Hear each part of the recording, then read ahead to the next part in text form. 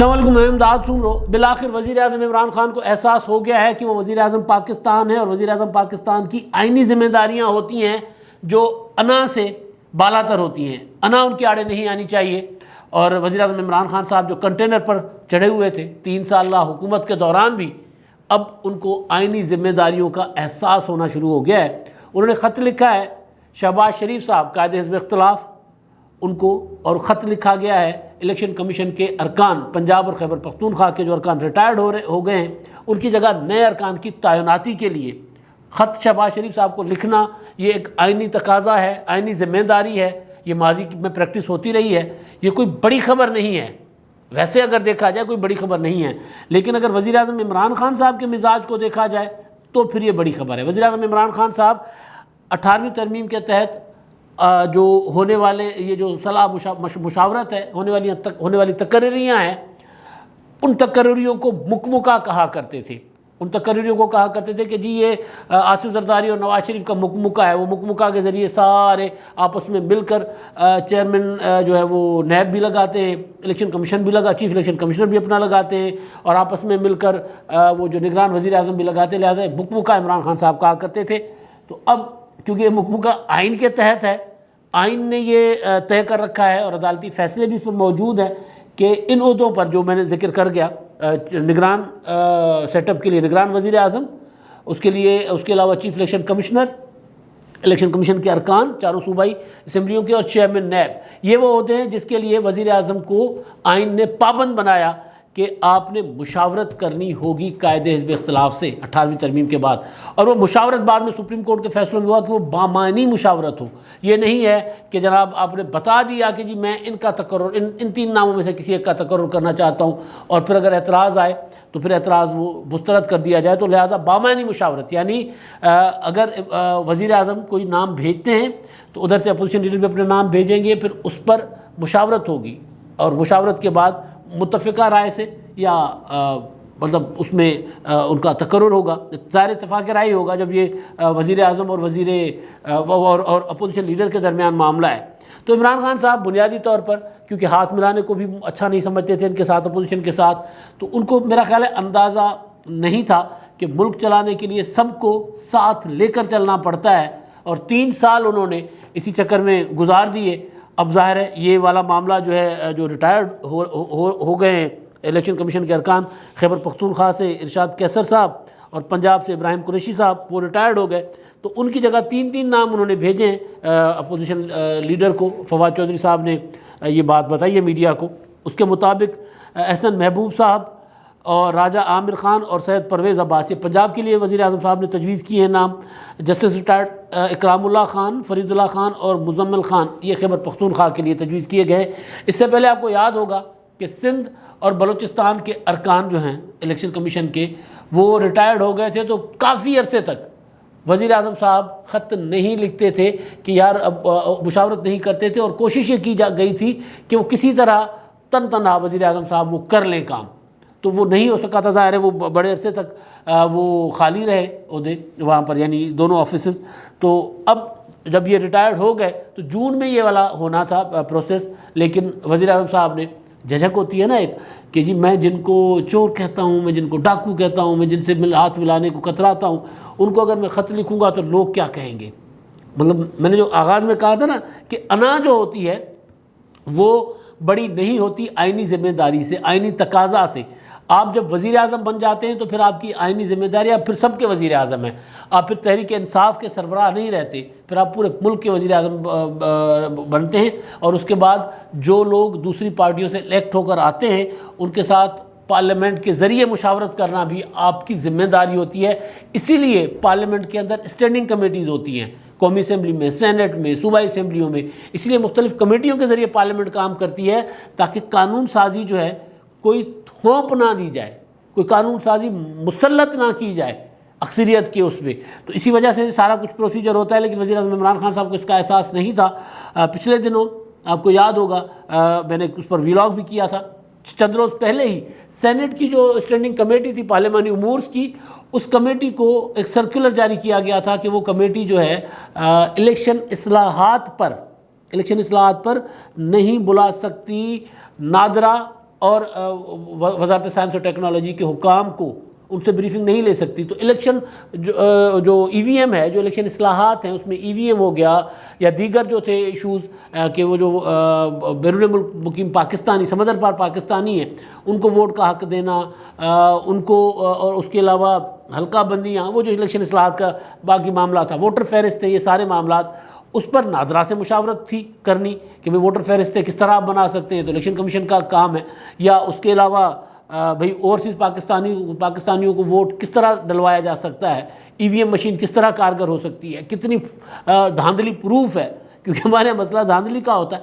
تو اس پر انہوں نے مشاورت کر، ظاہر ہے ان کو بلایا تھا، دعوت دی تھی، اور پتہ چلا جو تاج حیدر صاحب ہیں اس کے چیئرمین کمیٹی کے، انہوں نے کہا کہ مجھے اچانک پتہ چلا کہ میں نے کہا سینٹ سیکریٹریٹ کو کہ جی ان کو دعوت دے دیں ہماری طرف سے تو اجلاس میں ہمارے پاس آ جائے. تو سینٹ سیکریٹریٹ نے کہا کہ جی نہیں، چیئرمین صاحب نے سرکولر جاری کر دیا، چیئرمین سینٹ نے، آپ ان کو نہیں بلا سکتے. تو پھر ہم کمیٹی کیا کرے گی؟ یعنی پارلیمنٹ جو ہوتی ہے، جو اصلاحات جو ہوتی ہیں یا جو قانون سازی ہوتی ہے، وہ انہی کمیٹیوں کے ذریعے کرتی ہے. تو یہ رویہ تھا عمران خان صاحب کا، اور ظاہر ہے عمران خان صاحب کی حکومت کی مرضی اور منشا سے تو چیئرمین سینٹ نے نہیں کیا ہوگا یہ، کیونکہ ای وی ایم جو ہے، الیکٹرانک ووٹنگ مشین، وہ وزیر اعظم عمران خان صاحب کا خواب ہے، دیرینہ خواب ہے، بچپن سے دیکھا ہوا تھا انہوں نے. تو وہ چاہ رہے ہیں کہ ہر صورت ای وی ایم ہو، اور چاہے جو مرضی ہو، ووٹ جو اگلا الیکشن ہے وہ مشین کے ذریعے کروانا ہے. عمران خان صاحب کا یہ عزم ہے. ٹھیک ہے، اگر مشین دھاندلی پروف ہو سکتی ہے تو اس مشین کے ذریعے انتخابات کروانے میں کیا حرج ہے، لیکن اس کے لیے اپوزیشن کے ساتھ بیٹھنا ہے. اپوزیشن کے ساتھ کہاں بیٹھنا ہے؟ انہی کمیٹیز میں بیٹھنا ہے. اپوزیشن کے ساتھ کہاں بیٹھنا ہے؟ پارلیمنٹ میں بیٹھنا ہے. اپوزیشن کے ساتھ کہاں بیٹھنا ہے؟ کسی گول میز کانفرنس میں بیٹھنا ہے، کسی اے پی سی میں بیٹھنا ہے. وہاں بیٹھ کر آپ نے اپوزیشن کے ساتھ چیزیں جو ہے مشاورت کر کے آگے چلنا ہے. بند کمروں میں اب ظاہر نہیں بیٹھنا چاہیے، سرعام بیٹھنا چاہیے، اور جو جہاں بیٹھ کر جو بات طے ہو وہ بات سب کو پتہ ہو کہ کیا میٹنگ منٹس تھے اور کیا طے ہوا ہے. ٹھیک ہے، اسی طرح پارلیمنٹس جمہوریتیں کام کیا کرتی ہیں، اور اسی وجہ سے جمہوریت کو بہترین نظام کہا جاتا ہے. جتنی بھی بری جمہوریت ہوتی ہے وہ آمریتوں سے، بادشاہتوں سے اسی لیے بہتر سمجھی جاتی ہیں کہ وہاں مشاورت ہوتی ہے. جمہوریت میں وہاں پہ دوسرے کی رائے سنی جاتی ہے، بہتر رائے کو اڈاپٹ کیا جاتا ہے، اور اپنی اگر اندر خامیاں ہیں تو وہ دوسرے کی رائے لے کر، دوسرے سے مشورہ کر کے، چاہے وہ مخالف ہو چاہے وہ آپ کا حامی ہے، اس سے آپ سیکھتے ہیں، اس کو اپنی خرابیاں دور کرتے ہیں. یہ جمہوریت کا طریقہ ہے. اس لیے کہتے ہیں کہ جمہوریت کا توڑ جمہوریت ہے، جمہوریت کا توڑ آمریت نہیں ہے. جمہوریت کا توڑ، بری جمہوریت کا توڑ بہتر جمہوریت ہے، اس سے بھی اس کا توڑ بہتر جمہوریت کا توڑ بہترین جمہوریت ہے. اور یہ ایک عمل ہے، ایک پروسیس ہے. یعنی جمہوریت بھی بذات خود کوئی پرفیکٹ نظام نہیں ہے، لیکن اسی وجہ سے اچھا نظام سمجھا جاتا ہے کیونکہ اس میں ہر وقت اصلاح کی گنجائش ہوتی ہے، اور یہ اپنے اندر اصلاحات کی گنجائش دیتا ہے، اجازت دیتا ہے کہ جی ہاں میرے اندر جو غلطیاں ہیں، خامیاں ہیں، میری وہ ٹھیک کرو. یہ جمہوری نظام اسی کو کہتے ہیں. لیکن عمران خان صاحب جو ہیں، جب وہ آئے تھے تو وہ کنٹینر پہ چڑھے ہوئے تھے، تو وہ اس جمہوری نظام کو مانتے نہیں تھے. عمران خان صاحب مشاورت میں یقین نہیں رکھتے تھے. عمران خان صاحب نے 3 سال گزار دیے کہ اپوزیشن کے ساتھ نہیں بیٹھنا کسی بھی ایشو پر. آپ نے دیکھا کشمیر کا مسئلہ ہوا تھا، کشمیر کے مسئلے پہ جو بریفنگ ہوئی تھی، اس میں عمران خان صاحب خود سیکورٹی کام کی، اس میں خود شریک نہیں ہوئے تھے عمران خان صاحب. اس کے بعد جو گلگت بلتستان کا مسئلہ ہوا تھا، وہ معروف میٹنگ جو پی ڈی ایم بننے کے بعد جس کا شیخ رشید صاحب نے بھانڈا پھوڑا کہ جناب یہ تو راتوں کو جا کر جو ہے وہ آرمی چیف سے ملاقاتیں کرتے ہیں اور جلسوں میں ان کے خلاف تقریریں کرتے ہیں. تو پھر اگلوں نے بتا دیا کہ وہ ملاقات کس مقصد کے لیے تھی، کہ گلگت بلتستان کو کیا حیثیت دینی ہے، صوبہ بنانا ہے نہیں بنانا. ہمارا ایک حساس پوائنٹ ہے گلگت بلتستان، کیونکہ کشمیر کے ساتھ نتی ہے وہ. تو اسی وجہ سے تو اس میں عمران خان صاحب نہیں تھے. جہاں شیری رحمان نے پوچھا کہ جی عمران خان صاحب کیوں نہیں ہے، مذاق بنا تھا کہ وہ ساتھ والے کمرے میں بیٹھے رہے. اس سے پہلے ایک بریفنگ ہوئی تھی، اس میں عمران خان صاحب نہیں تھے. اس کے علاوہ کرونا کا معاملہ آیا تھا. اچھا، اس میں نہ ہونے کی وجہ کیا ہے؟ عمران خان صاحب کسی سے ڈرتے ورتے کوئی نہیں ہے، یعنی کوئی آرمی چیف کا کوئی دبدبہ ان کے اوپر بالکل نہیں ہے. شہباز شریف سے وہ ڈرتے ہیں؟ بالکل نہیں. بلاول بھٹو سے وہ ڈرتے ہیں، ان سے خوف کھاتے ہیں، ان کے اوپر روب ہے؟ بالکل نہیں. عمران خان صاحب واقعی جنرلی میں بتا رہا ہوں کہ عمران خان صاحب میں یہ چیزیں جھجک وجک کو نام کی کوئی چیز نہیں ہے. خان صاحب سمجھتے ہیں کہ میں اپوزیشن کے ساتھ یہ لوگ جو ہیں ان کے ساتھ ایک چھت کے نیچے میں نہیں بیٹھ سکتا، اسی لیے وہ پارلیمنٹ میں بھی نہیں آتے. اسی لیے پارلیمنٹ کو پارلیمنٹ کا جو اجلاس ہیں جو انہوں نے قوم سے وعدہ کیا تھا الیکٹ ہونے کے بعد کہ جی میں ہر 15ویں دن آ کر پارلیمنٹ میں سوالوں کے جواب دوں گا، ہر 15ویں دن کیا 15 مہینے گزر جاتے تو عمران خان صاحب پارلیمنٹ کا منہ نہیں دیکھتے، وہاں جانا مناسب نہیں سمجھتے، اور پھر کہتے یہ ہے کہ جی مجھے کیونکہ اپوزیشن والے مجھے وہاں تقریر نہیں کرنے دیتے. تو یہ ان کا مزاج تھا. تو انہوں نے جب خط لکھا ہے تو ظاہر ہے جب خط لکھ دیا وزیر اعظم عمران خان صاحب نے تو یہ اسی حوالے سے میں کہہ رہا ہوں بڑی خبر ہے. ویسے اپنے اس میں بڑی خبر نہیں ہے کہ یہ تو آئینی پریکٹس ہے، آئین کا تقاضا تھا کہ عمران خان صاحب نے خط لکھ دیا. تو اب ظاہر ہے آگے چل کر کیا ہونا ہے، آگے ابھی دوبارہ یہ رابطے بڑھیں گے. یہ رابطے عمران خان صاحب اور شہباز شریف میں رابطے مزید تیز ہوں گے. اس کی وجہ میں بتا دیتا ہوں کیوں ہوں گے. کیونکہ ابھی 1 مہینے کے بعد ریٹائرڈ ہونے جا رہے ہیں چیئرمین سینٹ. اکتوبر میں ان کی چیئرمین سینٹ کہہ رہا ہوں، چیئرمین سینٹ ریٹائرڈ نہیں ہوں گے، وہ تو ان کی ابھی مدت پڑی ہوئی ہے. تو معذرت چیئرمین نیب جو ہے وہ جسٹس ریٹائرڈ جاوید اقبال صاحب، ان کی ریٹائرمنٹ کی مدت آ رہی ہے. کہا جا رہا تھا کہ وہ کوششیں کر رہے ہیں کہ وہ جی اپنی توسیع لے لیں مدت اپنی اس میں چیئرمین شپ میں، لیکن کیونکہ وہ آئین 18ویں ترمیم اس میں یہ کر دیا گیا تھا کہ جی یہ اس عہدے میں ایکسٹینشن نہیں ہوگی، اس کے اندر یہ ایک بار کے لیے ہے، ایک بار کی ٹرم ہے 3 سال کی، پوری کریں گھر جائیں، اس میں ایکسٹینشن کا کوئی تصور نہیں ہے. تو لہٰذا لیکن کوئی جگاڑ لگانے کی کوشش کی جا رہی تھی. شریف الدین پیرزادہ صاحب ثانی جو ہیں وہ عمران خان صاحب کے پاس موجود ہیں. فروغ نسیم صاحب چیف جسٹس کو کھانے چلے تھے یار. مطلب یہ وہ فروغ نسیم ہے کہ وہ اپنا بشیر میمن صاحب کے بقول انہوں نے کہا تھا کہ جی قاضی فائز صاحب کو گرفتار کرے. فروغ نسیم نے کہا، میں نے کہا جی اب کیا ہو گیا آپ کو، قاضی فائز صاحب کو گرفتار کروں، سٹنگ جج کو گرفتار کروں؟ تو انہوں نے کہا جی گرفتار کرو، باقی میں سنبھال لوں گا. تو وہ سندھ ہائی کورٹ کے جج کو کی چیف جسٹس ہی جو ہے عہدہ وہ اڑانے کے چکر میں تھے. تو یہ والے فروغ نسیم صاحب جو ہیں یہ کوشش کر رہے تھے کوئی جگاڑ لگائے، لیکن عمران خان صاحب سنا ہے کہ اس حق میں نہیں تھے، کیونکہ عمران خان صاحب بھی نہیں چاہ رہے کہ ان کو کنٹینیو کیا جائے.